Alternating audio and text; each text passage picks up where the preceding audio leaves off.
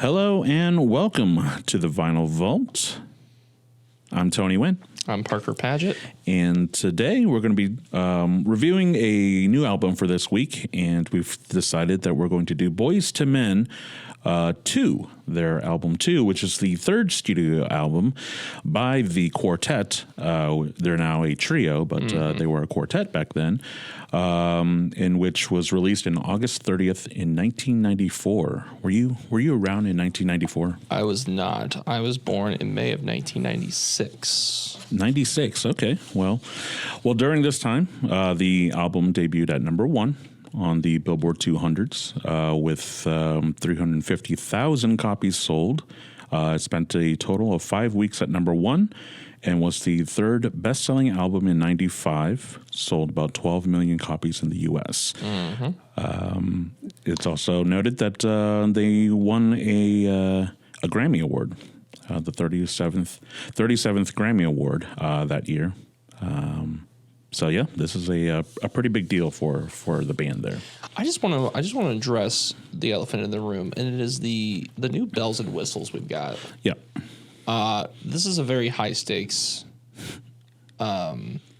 production with time and effort, mainly time, put into this, and you'll see. Tony's done a really good job making this into something better than just two guys talking about music. So I want to give you a shout out on that, Tony. I appreciate that. Well, I wanted to, if you don't mind me starting, I was doing some research on the band, and a lot of people may not realize this, but they, as they were being discovered, at one point I don't want to say they were discovered by this group, but Belle Biv DeVoe had a pretty a large amount of input on them getting their start, and not a lot of people know that Belle Biv DeVoe is actually just the three guys' names, just shortened in some way. I don't have the names in front of me, but a lot of people don't understand that Belle Biv DeVoe is not just some words that people made up. Mm-hmm. It's actually, I think one guy's last name is like Bivens, and he's the Belle Biv DeVoe. Yeah. Totally unrelated to this album specifically, but definitely related to Boyz II Men overall. I mean, that was early 90s. You kind of saw the new Jack Swing. Bobby Brown had just breaking out of New Edition. Like I mentioned, Belle Biv DeVoe came out with Poison, and then you saw the first entry from Boyz II Men, which was really in that genre of that Belle Biv DeVoe New Edition with Motown Philly. A much personally, it's probably my favorite Boyz II Men track. It's not on this album, but we were even discussing potentially harmonizing for the audience this week. We didn't get it done, but maybe next time. Yeah, maybe next time. Were you pretty much aware of Boyz II Men? Oh yeah. No, Boyz II Men is how do I put it? They have this reputation of if you want to do a certain thing with a person that you love, you put on Boyz II Men. That's the reputation that they have. I just, as many songs as they've come out with that have more upbeat tempos, they're really known for their slow R&B jams. And I actually have a note in here about, do you think it was awkward for the bass singer to start every song with just him just being like, hey girl, like everybody's watching him in the studio and he has to just talk to a microphone. It's not like he's talking to a person, but it's a bad impression. What I think is actually that's one of my favorite parts for all the songs, because it's so old school, just boy band or like barbershop put together. And I mean, it's almost essential. It's a very, very I don't know, at this point it's almost cliche of just like, baby, I miss you so much, And we could do this for an hour. I was thinking that if we did do the harmonization and stuff, that at some point one of us would go the low bass, You know what I'm saying? Yeah, I mean, I was actually when you told me that this was the album that we were listening to on my way back from home from work, I actually put on, we'll get to the tracks, the most famous one off this album, and I was just belting it in the car, and it gets to the point where you listen to it so much, you almost like lip sync the bass part, where you pretend you're him having this conversation. I mean, I couldn't imagine, like him, like the Allstate guy. I mean, just imagine having just a natural deep voice all the time, and you just like trying to deposit money at the bank with that voice. I couldn't do it. Baby, can you take this deposit check to the bank? I really appreciate it. Sir, we need you to leave. You can't be doing this. Okay, well, let's go through some of the songs here.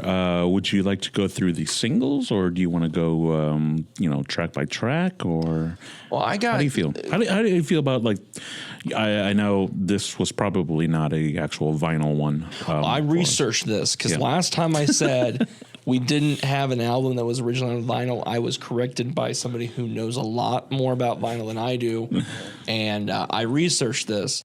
According to Motown's website, which is the label that came out with this album, it was only released on CD and cassette. You can buy a reissue of it for $30, 30 smackaroos. You can buy it on vinyl.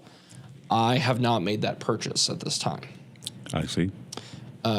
So yeah, I mean, we talked about this when we did the Tupac episode that, some of these albums that we're going to dissect may have not come out on vinyl, and maybe we had painted ourselves into a corner with the alliteration, but good music is good music regardless of the format it was released on.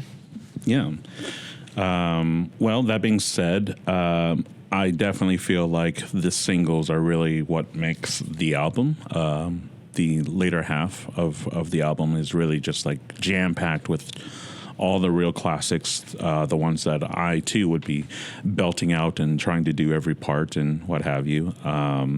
But that being said, Thank You was also the second single that was released, and also one that I liked at the very top. Yeah, it sets a tone. It sets that New Jack Swing tone, and like I mentioned, I was always under the impression that Boyz II Men was a slow R&B, love-making music, and then, but then you remember Motown Philly, you remember all these other ones. I've noticed as I listened to the album front to back that they started off just solely New Jack Swing. Then they started getting a little slower as the album kept going, and then by the end it was just nothing but like music you'd hear on Delilah at night. Yeah. I love Delilah. This is officially an endorsement for Delilah. Maybe we can get her to sponsor us. Delilah. That's like $30 we got to pay now. Damn it.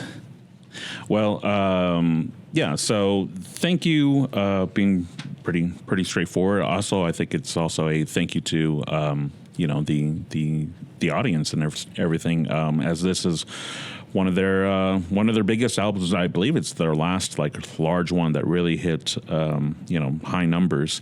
That they really appreciated this journey that they were going through as they were trying to make it big in the music business. And I don't know if you know the story of them trying to harass the singer of New Edition because they did a impromptu audition just right in front of him, and he was like, "You guys are great.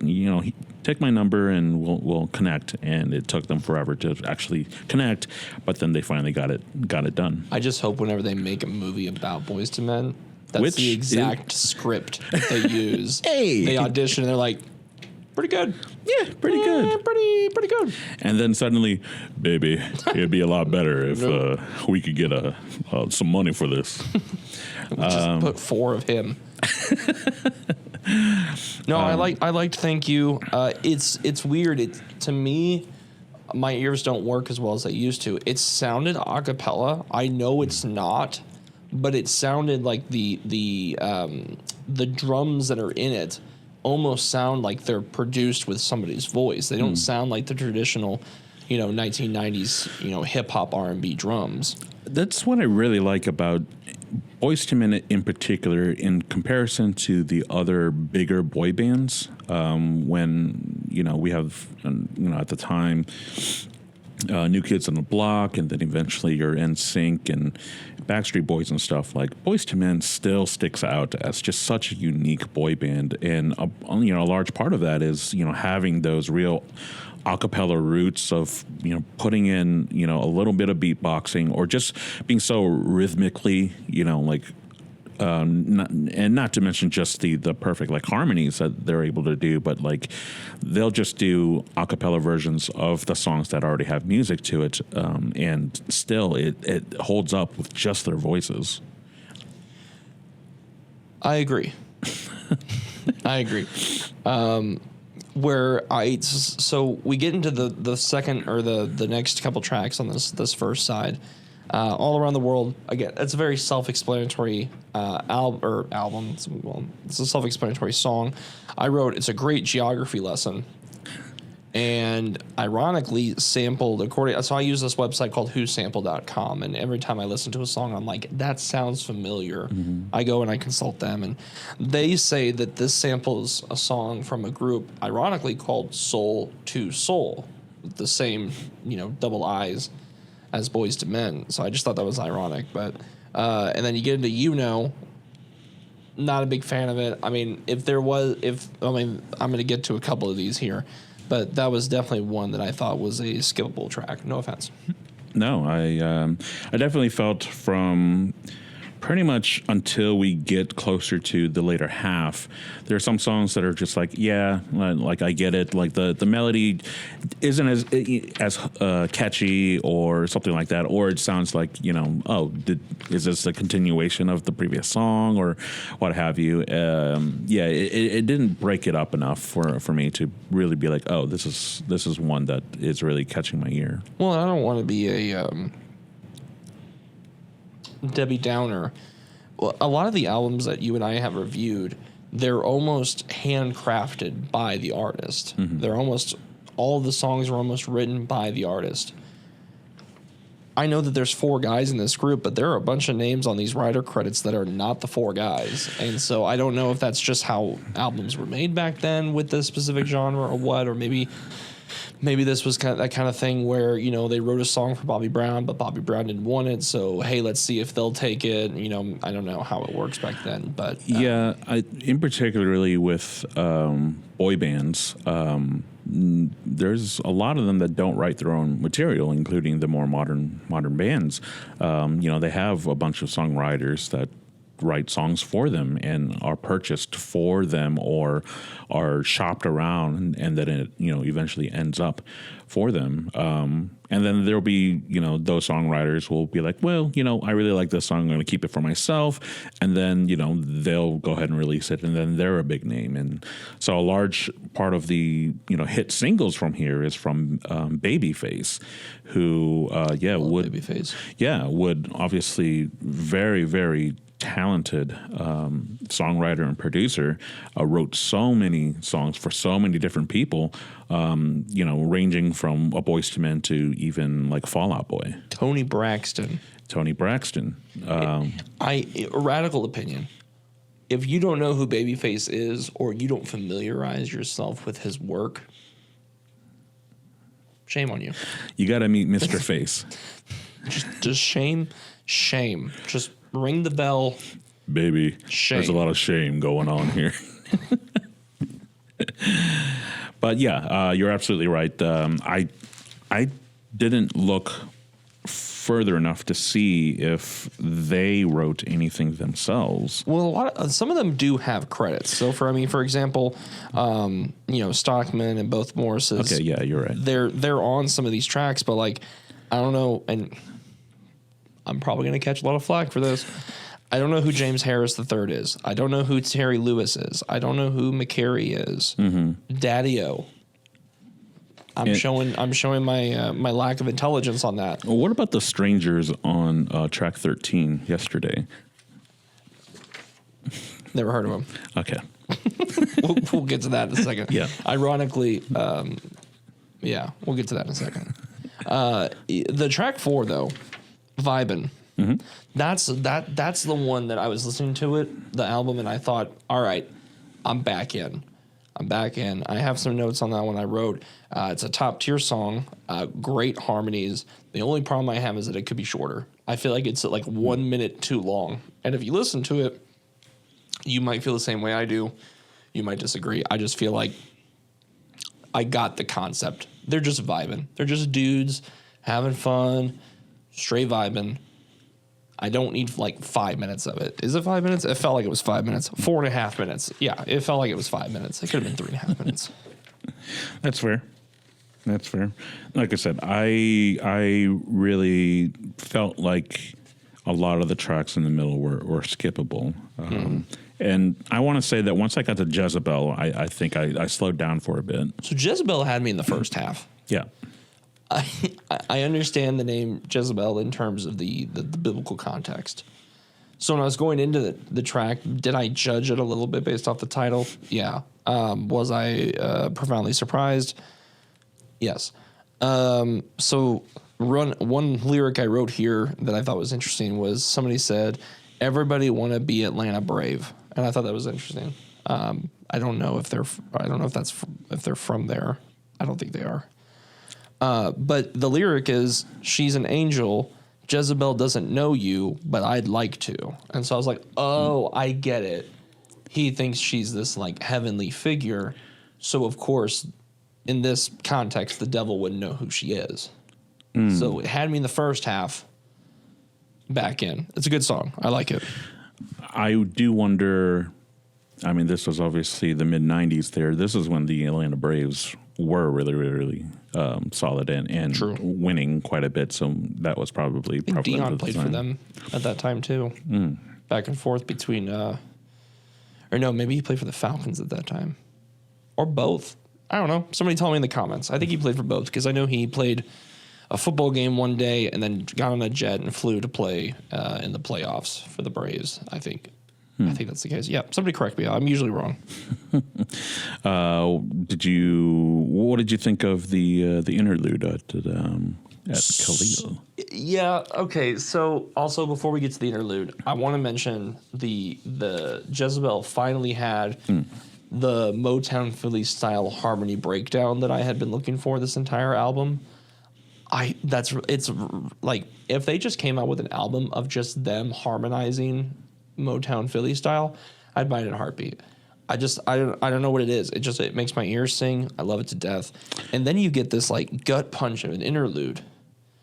And when you don't understand the context behind it, and I understand you'll probably go into the context behind it. I thought it was weird. The first time I listened to it, I thought it was weird because I didn't understand the context. And I think what I had written before I knew about it, I wrote, "Clearly they're communicating that they're a different group, but still somewhat the same." One of the lyrics, they said, "I'm all alone, no one to guide me." And then I found out what actually happened. Yeah, and what happened was that their road manager was killed during this time. He refused to give up his money or whatever the case was to a robber, and the robber shot him, and he died from that. And I know that they felt that they were very much lost, not having their road manager and everything like that. A part of being. I mean, this is only their third album, following through the process of, obviously losing somebody, but also losing somebody in their, venture into becoming the largest, group, R&B group, to come out in several years. Well, and keep in mind they're legally adults at this time, but they're still kids, and I'm sure they probably looked up to him as some sort of mentor figure in the business, and the lyrics make it very clear that they needed his guidance. They felt that they needed his guidance, and I don't know. You're more in the music business than I am. You have a band. Is it common to have a road manager and a regular manager, or is the road manager kind of doing both? I know a lot more groups went on tour than they do now. Yeah, I mean, it can be separated. It just depends on how large, the company is. Starting out, just having a manager, they're the ones who are helping your music being booked in the miscellaneous venues and things like that, making sure that hotels and the travel and everything. It's so that the artists can just be artists and not have to worry about everything else. So it was very much like a parent, like taking care of, like, all right, my kids want to play, or in this city. I got to make sure that they're housed and fed and that everything is going smoothly as possible. And considering that they were signed with Motown, I'm sure that a lot more of the positions were, had more people involved to make sure that everything was going perfectly and everything like that. So I'm not sure if the road manager, was a separate person from their regular manager, or, if it's divvied up in just the different departments. I'm not trying to complain. I'm about to complain, but I'm not trying to. Baby, you can complain all you want. I feel like I don't know. It's their art. They can honor their friend however they want to. I feel like I wish it was an actual song.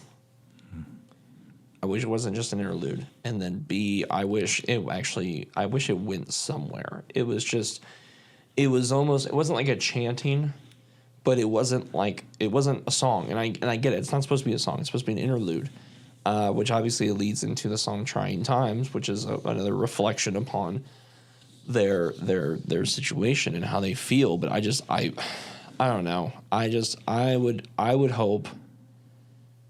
I don't know what I'm trying to say. I'm not going to criticize them for how they honor their friend. I wonder if they look back, 32 years from now, 32 years later since then, I wonder if they look back and think, could they have done it differently? Or if in the moment maybe it was such an emotional thing that was the only thing they could get out was an interlude. Maybe they couldn't do that. I know when they did One Sweet Day with Mariah, that's a song for people that have lost people. And so maybe they compiled the two. I don't know. I think it's just an artist does their art the way that they do, and I don't think there's any type of regret. I think, if anything, it's a good sign as a listener that wants more, because you're, wanting more. You're wanting more of what the expectations and everything like that, which just shows that, you're a fan. You're wanting more. Yeah, and I don't need it to be like a bebop. I don't need it to be like a doom doom doom da da. I don't need it to be like that. I don't know. I feel slimy for even criticizing it.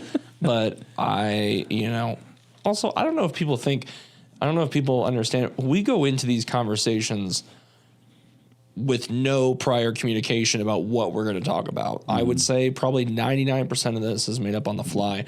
The 1% that's already planned is just what we're talking about. Yeah.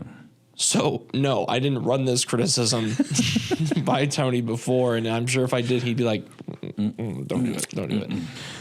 I've said worse. Anywho. Did you have any thoughts on Trying Times?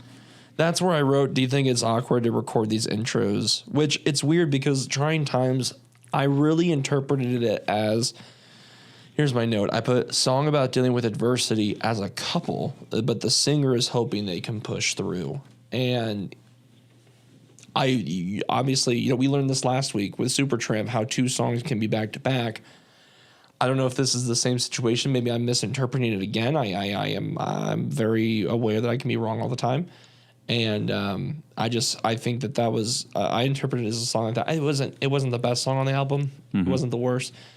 I think I found myself listening to that song, and no offense to the Boyz or Men or the Boyz II Men, I found myself listening to it going, all right, the next one is going to be really good. if that makes sense. I was looking ahead in the album, and I shouldn't have been doing that, and I apologize. You know, and I mean, honestly, that was sort of the same where I was like, okay, like I know what's coming. It's trying times trying to listen to this so that I can listen to the next one. They're gonna see this. Oh, they're gonna hate it. And they're gonna be so mad. But at you. That's fine because it'll be in perfect harmony. And I can't wait until I feel like you can't. I feel like if somebody called us and they were angry, but they vented their frustrations in a perfect 4-part harmony, whatever you need me to do, you need me to. We'll record a whole new episode, just apologizing. I will say, as one of the people that is in charge of picking up the phones, for the station here. You are our best phone picker upper. Oh, thank you. That if our callers would harmonize and give me a little extra, I'd be happy to hear them complain about their shows not being on because we've got weather on. That's just me. Just so we're clear, we're legally required to switch to weather if there's a tornado warning. It's not a thing Jamie just decides to do for fun. I just want to make that clear. That is a legal stipulation, I think, from the FCC. Baby, I really need to see The Bachelor tonight. That's on ABC. Oh, damn it. What's on CBS? Survivor. Color 10. Ozark's First. Parker Padgett. But, well, hey now. So anyway, the next one is I'll Make Love to You. I wrote no notes. I wrote Absolute Perfection. But I also don't know if I feel that way because I've known this song for so long. And it's always been like that staple. Like if you ever watched, you remember the Time Life, like Songs of Love collection that you couldn't get in stores? You had to pay like 8 installments of $30 for this like 4 CD set. Right. That was always in the commercial. I mean, granted, the first 2 was always Celine Dion, The Power of Love, and then it was Michael Bolton's, and then they would say, like, Time Life presents, like, the most beautiful love songs. 900% sure this song was always on those albums. And actually, totally weird story. When I was a kid, many years ago, you remember LimeWire, right? Everybody remembers LimeWire. It was a music pirating service that I did not use. And similar to Napster. Similar to Napster, but definitely worse for your computer. Again, I never used it, but whenever I didn't use it, it would take 4 hours to not boot up my computer because of all the things that wasn't on there. And I remember I would watch those like Time Life commercials, and I'd be like, that's a great song. And I'd get my little notepad out, and I would write it down. And so I think that, and I was telling somebody the other day about like growing up, I always listened to Delilah on the radio. And so I would always hear those R&B, those slow jams, the Quiet Storm genre of music. And that was how I determined what music I wasn't going to download on LimeWire because I didn't have it, and put it on my iPod, which I also did not have. So that's a story that it had nothing to do with this. But now everybody knows that I didn't use LimeWire. Well, good to know. Good to know. I bought it like a regular person. This song reminds me of a girl that I had a crush on. She was she was a big Boyz II Men fan, and I was like, all right, I was aware of them, but bought this album just so that we could talk, like Boyz II Men, and just bring it up. Have a conversation like Boyz II Men. Yes, exactly. They were helping me become a man. You were the boy. Now you're the day man. That's absolutely right. That's our next album. We should do sounds of It's Always Sunny in Philadelphia. No, I'm sorry. I didn't mean to interrupt you. No, you're fine. But yeah, this song introduced me to Boyz II Men, and then because of listening to the album and trying to study every little thing so that I could have a conversation with this crush, just fell in love with the album as well and the group. Just out of curiosity, how did that turn out? She ended up going out with my best friend instead. But he was bumping New Edition. I did ask her out. She did say yes, and then within the weekend, she was like, "You know what? I think we should just be friends." I continued to pursue her, but once she was very much into my best friend, I was like, okay, and I made that separation, and we have been friends until they broke up, and bros before other people. Mm-hmm. Yes. So my question to you is, do you still think about her when you hear this song?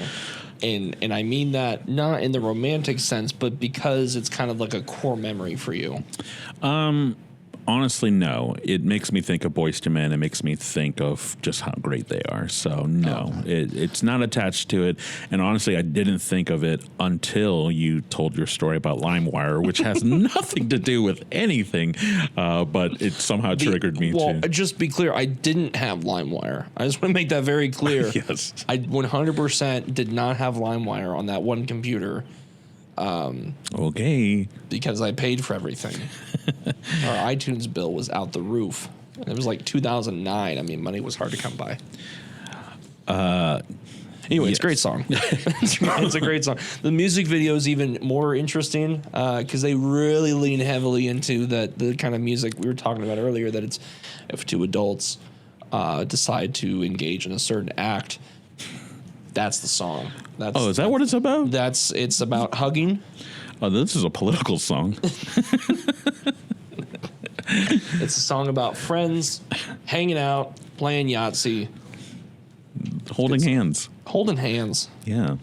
So that's a good one. And then it's followed by On Bended Knee, which I've heard this song, but I never really listened to the song, if that makes sense. And so judging based off the title, I thought it was a song about a proposal, because you get on, you bend your knee, you get on your knee, and you propose. Yeah. Couldn't be further from the truth. Yeah. I wrote my notes here. I wrote, this man is lost, but he's not. Like, he knows what he wants, but just doesn't have it. And he's searching for the love again, and then he wants his girl back. And so he's almost like he's pleading with God, like, bring her back. He's on bended knees, praying for her. I'm not sure if this also reminded you of that crush after everything went down. But this song, having only known I'll Make Love to You, this was the first song that I was like, oh, this is really good. Yeah. And I mean, upon re-listening to this album again, it still just has this effect of just the perfect chord changes, and also Baby. I mean, it just had everything that I just remembered from my first reaction, to listening to it, which is such a great feeling. And I understand why the song is good. They call me a generational hater. I understand why the song is good. It just doesn't do it for me. It's just not, okay, so another story about my childhood, kind of related to yours. I had a girlfriend in high school who was obsessed with Doctor Who. And don't show me. Don't show. Oh, it's don't happening. Put it on me. Also, this is my Dexcom band. If anybody wants to know, it's not a protest or anything. Don't put this on me. Show me your face. Bring your face back up. I had this girlfriend in high school, and she was obsessed with Doctor Who. And so I had bought, all the Doctor Who stuff to be nice and everything like that. It was Christmas gifts and stuff like that. Well, because she liked Doctor Who, I started watching Doctor Who, and I tried watching it from the beginning. I can't remember the guy's name for the life of me. I can't remember his name. And then I started watching the David Tennant episodes, and I really liked David Tennant as Doctor Who. Mm-hmm. And I was trying to explain to her, like, I can't seem to watch the Matt Smith era. I can't seem to watch this first era. Like, I really enjoy this David Tennant era. And she's like, well, who was the first person you watched as Doctor Who? And I was like, probably David Tennant. And she goes, that's it. Like, the first exposure you have to something, you tend to latch on to it, and that becomes your favorite. Mm-hmm. Whereas, like, I'll Make Love to You is the first exposure I had really to this album, and so like no other song touches it. It just On Bended Knee just doesn't do it for me. And I think if I had to choose like one of the slow jams, it's going to be this one. Now, if we're talking like faster paced New Jack Swing, obviously there's other contenders. I'm gonna say it. I love Boyz II Men, but in terms of the slow lovemaking music, I gotta have it in moderation. You gotta give me some variety. Yeah, that's fair. I totally know what you're talking about. I am sort of more so. I'll Make Love to You is just obviously a staple, but it's also one of those where it's just so like. I've heard it so many times that I prefer to listen to, the other tracks and what have you. And you get fatigue. I get fatigue from it. And I will say that on my second listening to this album this week, I skipped it. I know it, and how dare you? Oh yeah. I'm that guy. So, to me, On Bended Knee was, my second favorite in this album, which that's not bad. Yeah, it's not bad. It doesn't really do it for me. Okay, and then I feel like I continue this decline when we get to 50 Candles, which I feel like is a weird specific amount of candles. They never address why 50. I don't know if this is maybe it's a birthday party. Maybe she's turning 50. If so, congratulations to all our 50-year-olds out there. It's weird. And then I wrote this lyric because it caught me off guard so, like, I almost got whiplash from listening to it and then having to turn and look at my phone and read the lyrics. Because there's a lyric in here that says, hold your body like a plastic molding. What does that even mean? What does that mean? Because you can hold something, but like a plastic, I don't know. I'm probably looking into this too deep. Well, I mean... If you're making a plastic mold of something, it's something that you want to either duplicate or it's perfect the way it is, and you just want more of that. That makes me think of like referring to an attractive person as like doll face. It's perfect the way it is. I wonder if that's maybe the intention of the lyric. I could be looking too deep into this. This could be a situation where they just, kind of like Africa, where they wrote something about the above the sands of the Serengeti, and everybody was like, that doesn't make any sense, and he just needed a word that rhymed in it, and music history, baby. It is what it is. Yeah, sometimes you just got to find a word that fits. Or that you've got the word, but it just doesn't make sense in the context of the sentence, but you just know that it rhymes with the previous, phrase or something like that. Sometimes, that happens. We're hooked on phonics around here. Yes, you can do whatever you want, baby. You can have whatever you like. I will say that my favorite song on this album is "Water Runs Dry." Okay. Yeah. No, we're gonna have a debate. Please. I hate this song. I hate this song. Oh my god! And I'll explain why. Please. I wrote my notes. I will put you on a solo. I will solo you. Do not solo me. I wrote drastic change in music. I said I almost don't want to listen to it because it's not R&B or New Jack Swing. I don't know why they went R&B and sold their entire album, and they were like, hey, why don't we just drastically remove all of those instruments and replace them with new things like acoustic guitars and drums with the little wire doohickeys on them. Like, what are we doing? I don't like it. I think if they replaced the instruments and put the same kind of music that they had been doing for the entire, like for the rest of the album, like if it had the same kind of melodic style as I'll Make Love to You, or I'll even concede On Bended Knee, I would enjoy this song a lot more. I don't know. The lyrics mean a lot to me. The melody also means just as much. And if I can't listen to the music, I can't listen to the lyrics. That's how I feel. Maybe that's my radical opinion of the day. I think it's totally radical because, I mean, I don't think there's anything wrong with trying to change. I mean, changing up the sound. That's what, we were both kind of talking about. And then just me as a guitarist, too, was just like, oh, nice. They can do this style as well. Yeah, I agree that, you shouldn't, corner yourself into one musical style. My issue is that you do this album's what, 13, 14 songs? 13 songs. Yeah. 13 songs. 12 of them are the exact same in terms of like the instruments used.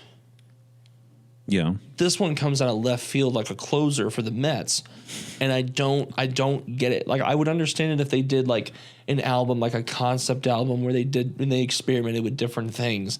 But it's just, I don't know if it's just the way my brain works or what, but I hear this melody out of left field and I'm like, this is not, my brain is not recognizing this. I don't like it. And, we fear what we don't know, and I don't know it, so I fear it. I pushed it away. I did listen to it. Mm-hmm. I didn't like it. I mean, and that's fair. We're not going to change your wrong opinion. Hate. But, I mean, the introduction of guitar work and everything like that is very much what you'll hear later in other boy bands. I mean, Backstreet Boys with the very first thing you hear, and you are, you're hearing the guitar parts and stuff. It's a different sound and everything. I honestly, I think this song to me right off the bat was. Melody caught me first, and then the lyrics, and then just structure. That's what sells it to me. Let me clarify my stance. I'm not backpedaling when I say this. I don't have an issue with the song in terms of the musicality and the talent and the difficulty it comes with presenting it. Yeah. My issue with the song is I don't think it fits this album. I don't think it fits the journey that we've been on. I don't think it fits the kind of sound that they were going for. I mean, I can't really say that. Obviously, they were going for it. They published it. But I'm saying, like, in terms of that genre, it didn't fit the mold, and maybe they were trying to break the mold. It is what it is. But, like, if I listen to... that old John Mulaney joke about the Salt and Pepper Diner? Where he goes to the jukebox and he plays Tom Jones' What's New Pussycat 30 times in a row. Right. And then once everybody's like, all right, we're used to this. And then he throws in It's Not Unusual, just to liven the crowd up a little bit. And everybody kind of loses their minds. Yeah. That's kind of how I feel. Like, I'm so used to this one kind of sound. And then you bring in this whole new sound. And I'm like, what are we doing? What are we doing? So I think my stance is... I would probably like this song if it was on any of their other albums. I feel like this album was solely a romance album. It was a gift to the fans. It was a gift to their significant others.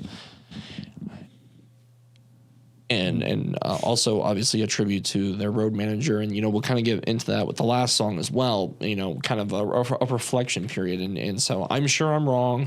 I'm always wrong. I'm sure most of the comments are going to be like, does this guy even have ears? It's just... I think whatever you downloaded from LimeWire was just the wrong song. That's the thing. I didn't... Legally speaking, I did not download it from LimeWire. Okay. I'm just saying... There's gonna be feds at my door tonight. I'm just saying that it doesn't make sense to me specifically. I'm not saying it's a bad song. I'm not saying it was poo poo. I'm not saying that. I'm just saying that to me it didn't make sense in terms of the way the album was made. But like I said, I'm always wrong, so I'm sure I'm wrong here. And I mean, you made a good point about the fact that they didn't write every single song here. This was a Babyface song. How much thought was put into the order of the tracks and what have you, that maybe if this was placed differently on the album, maybe that would be the difference for you if it opened with this song or something like that. What do you think? Well, I was gonna say one Babyface now has one flaw, and it's this. But it kind of reminded me, you know, when you talk about the complex guitar playing with it, it kind of reminded me of another song that was from the 90s, maybe early 2000s, that sampled some really good guitar playing. And I'm not saying this song samples it, but that song by Janet Jackson that's been becoming more popular lately, that, I don't know the words, but the melody's like the... I don't know the words, but it samples Ventura Highway from America. And so, I mean, that's a good example of a song that has, you know, intricate, you know, acoustic guitar melodies with kind of a R&B hip hop style. I just think the placements. Think the placement is just as important as everything else in the song. So you're saying that if it was on another album and there was more songs that were similar to it, would it, like, does that change my opinion?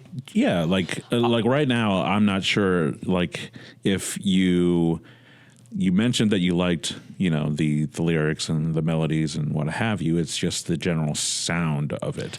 Like, they played this song. Like whenever they're on talk shows or whatever, they just do a cappella. And if you haven't heard that, you should definitely hear that. I probably should. I think if they had just done an a cappella version, that would be, to my ears, better. I think the placement's off. I think if they had done a concept album with different genres, that'd fit in perfectly. Or if they did, you know, songs that were similar sounding, you know, I mean, call me basic, but I think every album should have, unless it's a concept album and it's been made very clear that these are going to be different attempts at different things. I think every album should have an upbeat song, a slow song, and something in the middle. But they should all generally sound the same, if that makes sense. Now, where I get off the bus is a lot of these hip hop albums and these skits. They have, or I say skits, these hip hop albums and mixtapes, they have skits in them. I don't see the point in a skit. That's always the skits are a skip for me at all times. Now I'm getting on a tangent. These kids these days. But no, I think that's just it. I think it's just the placement. I think it's a fine song. It's so out of order for me that I couldn't listen to it. I had to force myself to listen to it because the entire time I was like, this doesn't belong here. This melody doesn't make sense.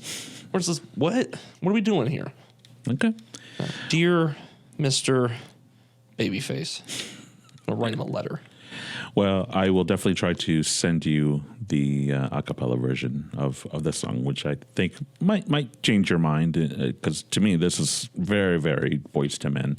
Like I said, I'm sure I'm wrong. Speaking of a cappella, let's go to Yesterday. We can't. Okay, we can't. It's gone. It was gone. No, I like that. I like this one. This song, this was a surprise to me. My first go listening to the album, as this was one of my favorite Beatles songs, and then suddenly, pun intended, hearing this, you know, rendition of it, I was like, oh, this is cool.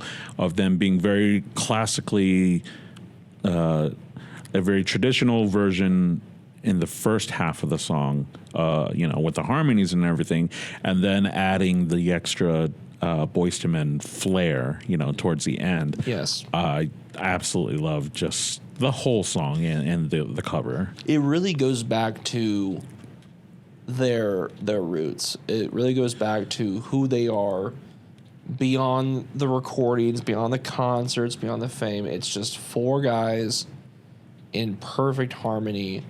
I mean, these are tight harmonies too. This isn't just like, you know, one person for every octave.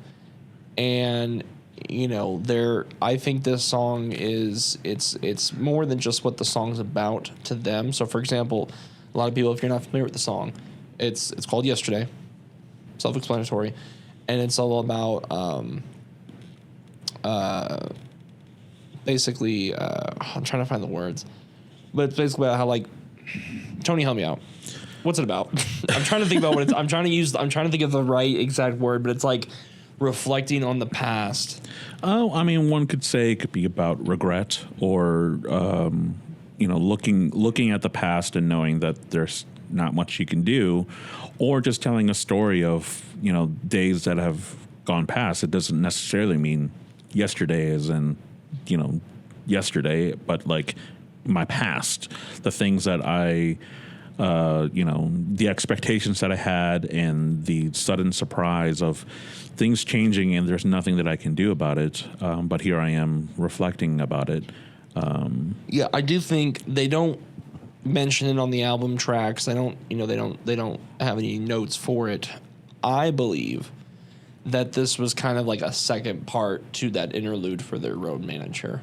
I would like to think that, just because of the emotional attachment to it, just the effort put into the harmonies and the singing, and you could tell that this wasn't just a song that they were given and somebody said, hey, this is going to be a big hit, blah, blah, blah. Like, it doesn't happen much nowadays. Here, let me get on my soapbox. It doesn't happen nowadays where people just sing because they want to sing. A lot of people sing because the rent is due. Mm-hmm. And these guys, they do it for the love of the game. And I will never, aside from their placement on songs and albums, I'll never criticize somebody for doing what they love because they love it. Except Babyface. You know what you did.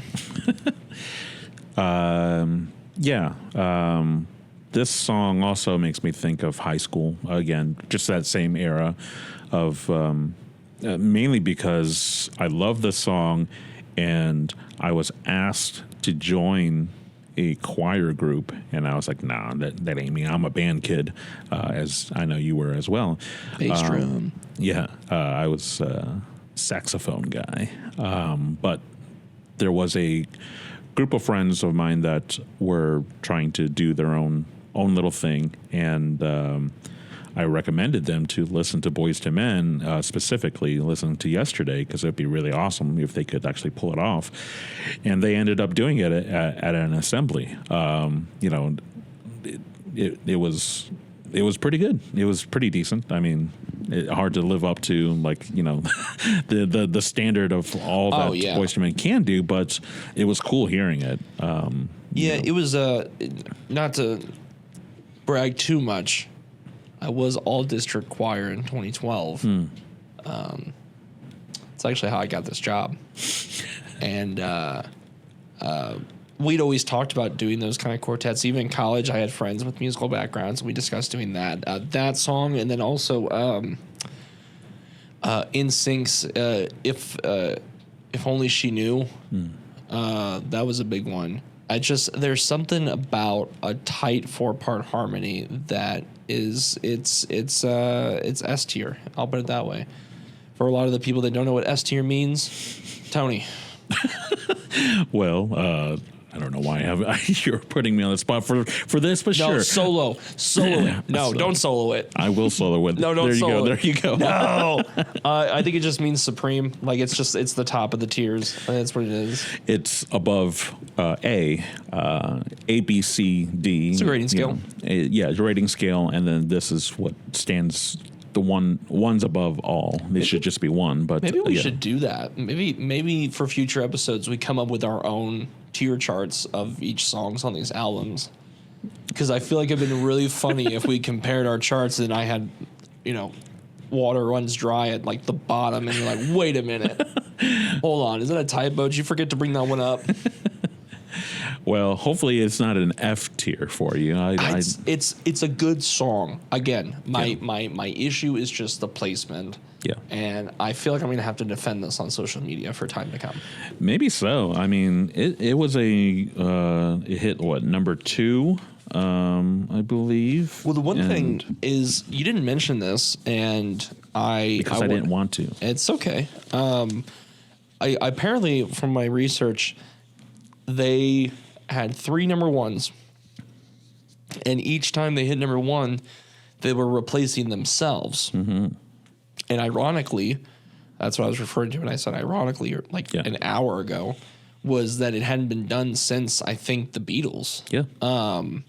And so it's interesting to see, because when we think about famous groups, famous bands, we don't really give Boyz II Men the flowers they deserve. I don't know if that's just a, maybe it's a regional thing. I know that the dominant music trends here are more predominantly country and rock, and so maybe not a lot is invested in R&B.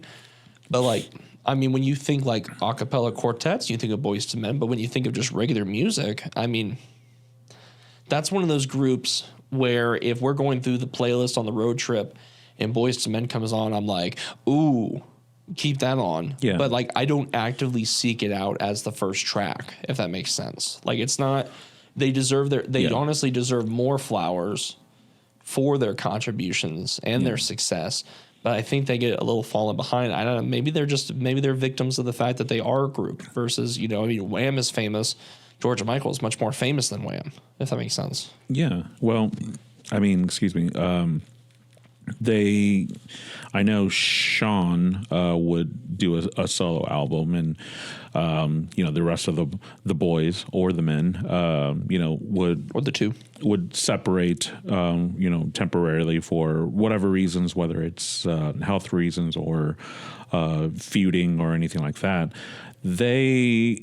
I think because of their very unique sound and everything like that, it just had a point in which, other music was, the 90s had such, different huge genres, that it's hard for it to last, because it was such a interesting moment in time where, rap was really starting to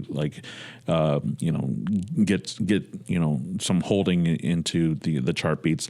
Grunge was just huge, in the rock scene and everything. Country just being very consistent throughout the whole thing, that maybe there was no real room for it, because after Boyz II Men, I think that there was a huge gap until we got the, NSYNC and Backstreet Boys era. I do wonder. You look at, so for example, when you think Joey Fatone, do you think about Joey Fatone the singer, or do you think about NSYNC?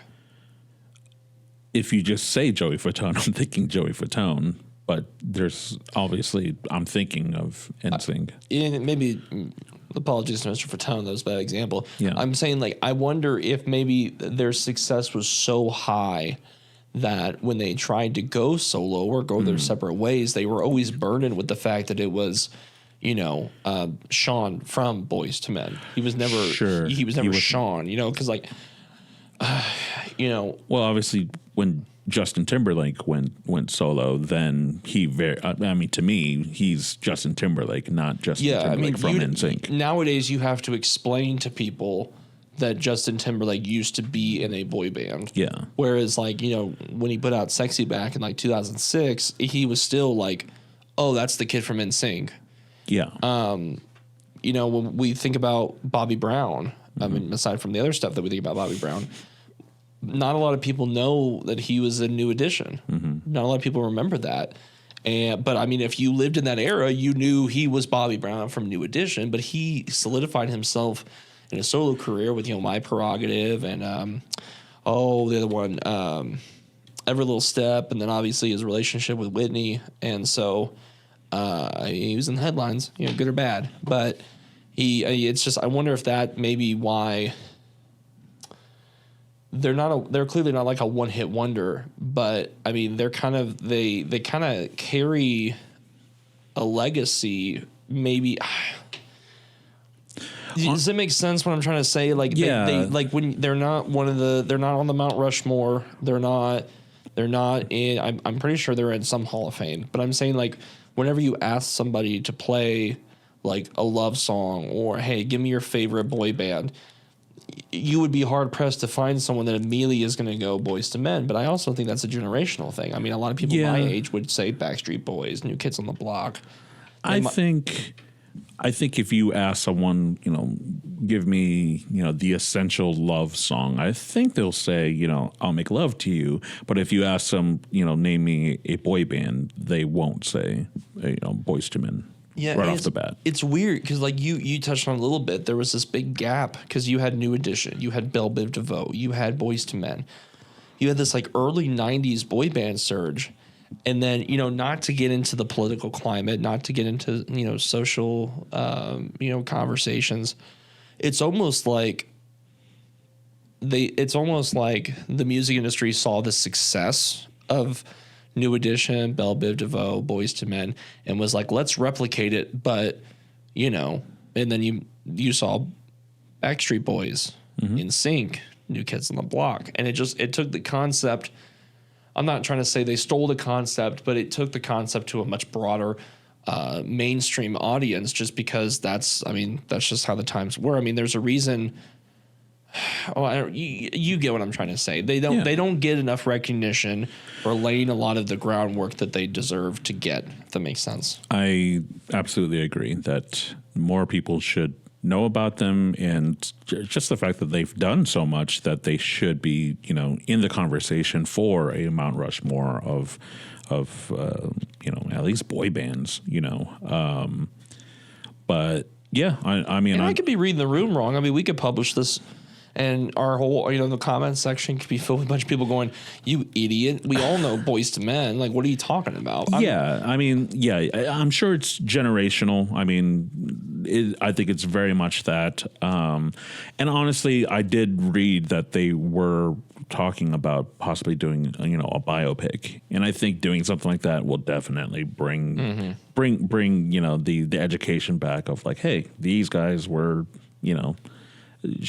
are a big deal in a big part of history here. Well, I know that they had a pretty big rise.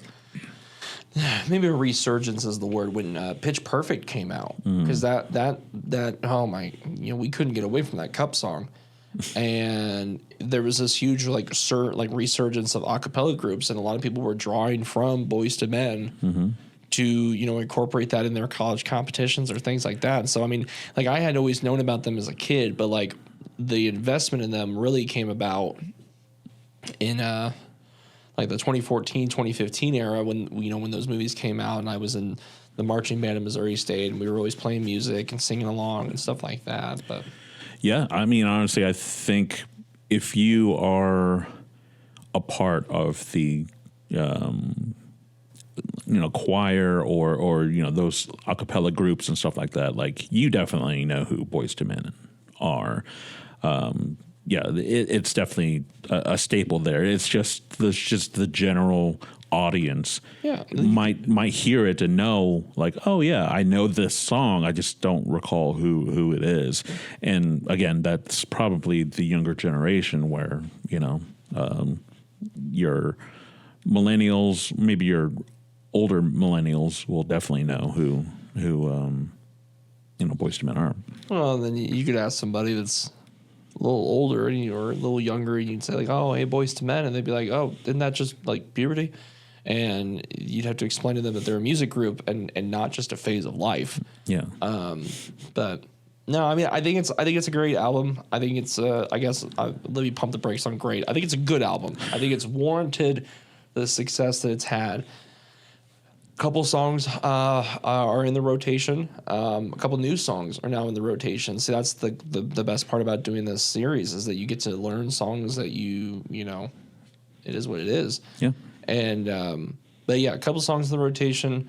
I've got a road trip coming up. I'll be on. I'm gonna have a vacation starting next Friday through the 4th. So not sure what that means for the future, the short-term future of this segment. But it's definitely going to be on that playlist for that road trip. So I'll put that there. It's road trip approved. Right on. Well, that was the Vinyl Vault, talking about Boyz II Men 2. Feel free to give us a comment of what you feel about Parker's hot takes and his history with LimeWire. Alleged history. And Yes. let us know what you think. Did you like the album? Are there songs? Do you have a crush from high school that you thought about playing this song for? Was it played at your prom? Let us know. I do. There was, oh my gosh, there was this. I don't want to say TikTok trend. It's the most popular social media app in terms of video creation right now. But there's this ongoing trend of people saying like, oh, when I was like 9, my crush, or like I had a crush on a person who loved Eminem, and then it cuts to a shot of their like yearbook photo, and they had like the Eminem ramen style hair because they were trying to like impress them. Mm-hmm. And that kind of reminded me of what you were saying, but you obviously didn't change your hair at all. I couldn't. No, I was rocking with high school. I was probably rocking the faux hawk. Wow. So imagine that if you can. You got to bring a photo next time. Well, maybe. And that's just going to be the thumbnail. we'll just have that. Just out of context. But yeah, as long as you bring up your photo. Yeah, no, it's just let us know what you think. I mean, everybody's got a connection to at least one of these songs. We'd love to hear it. Yeah.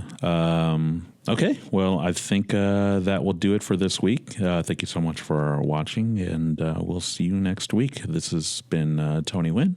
Parker Padgett. And we'll see you next week.